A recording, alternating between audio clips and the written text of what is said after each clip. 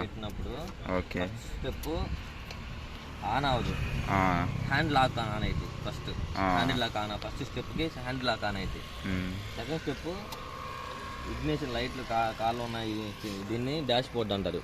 Dash బోర్డ్లో లైట్లు మొత్తం ఆన్ అవుతాయి. ఓకే మూడో స్టెప్ స్టార్ట్ చేయడానికి. ఓకేనా? అది ఫస్ట్ స్టెప్ ఏంటి?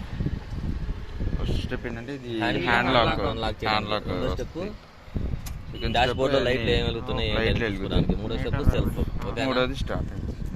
ఇది వచ్చేసరికి సిగ్నల్స్ పైకంటే లెఫ్ట్కి, కింద కంటే రైట్కి తెలుసు కదా మీకు. దీంట్లోనే హెడ్ లైట్స్ ఆన్ చేసుకునేది ఇక్కడ ఉంటుంది. ఇది ఎడ్జ్లో ఫస్ట్ స్టెప్ ఆన్ చేసాం అనుకో, వెనకాల పార్కింగ్ లైట్లు వెలుగుతాయి. అంటే బ్రేక్ వెనకాల బ్రేక్ లైట్లు ఉంటాయి కదా, అవి ఏంటంటే బ్లింక్ అవుతాయి. రెండో స్టెప్ మెయిన్ హెడ్ లైట్లు. ఓకే. రెండో స్టెప్ ఏంటంటే దీంట్లోనే లో బీమ్ హై బీమ్ ఉంటుంది, దగ్గరగా దూరంగా పడేది ఉంటుంది కదా బైక్లలో మనకి. ఇది ఆల్రెడీ దూరం అడ్జస్ట్మెంట్. ఇదంటే బటన్ కదా, దీన్నే ఇలా ముందు కంటే దగ్గర లో బీమ్ దగ్గర అంటే హై బీమ్ దూరంగా పడేది. ఓకేనా?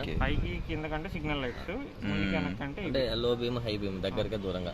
హెడ్ లైట్లు ఆన్ చేసిన తర్వాత మళ్ళీ దీన్ని ఆఫ్ చేయాలంటే ఒక స్టెప్ ఆపితే హెడ్ లైట్లు ఆగిపోతాయి, రెండో స్టెప్ వేస్తే పార్కింగ్ లైట్లు కూడా ఆగిపోతాయి. పార్కింగ్ లైట్లు అంటే అందరూ చిన్న చిన్న లైట్లు ఉంటాయి సావా, ఐడియా ఉందా?